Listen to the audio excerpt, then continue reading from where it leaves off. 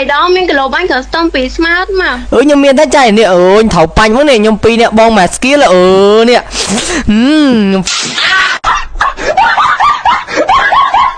គេបាញ់ដៃគេចៃបាញ់ដាក់បេះដូងហ្នឹងណាជួយម៉ែចុះឡូវបើចាញ់ចាញ់ខ្ញុំ2នាក់ពុះមក skill ចាញ់កិនមិនឲ្យបេះដូងម្នាក់មួយកុំភ័យអូថាហើយតើឡូវចាញ់វាកាត់ custom មកតើចង់បាញ់វាចាញ់យូរណា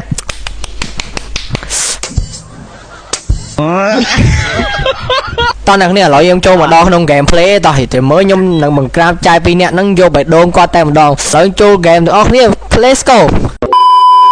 យើងកុំបាញ់ខ្លាំងពេកយើងធ្វើជាបរោះភេទម៉ែលេងចុះលេងឡើងគាត់បាញ់ខ្ញុំងាប់វិញ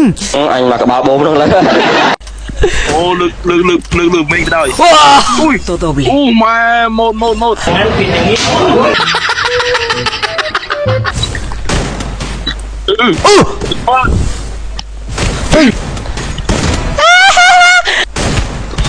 អូឈឺđấy ơi គៀមដូចឈួតទៀតចាប់ដល់ងាប់មួយចេះសុដាasesinato doble ម៉ែងាប់ទៀតជួយចេះលេងទៅវិញអើងាប់អូចាប់អត់ហើយមួយចប់ងាប់ទៀតអើយ freestyle ណាចប់អញថាមែន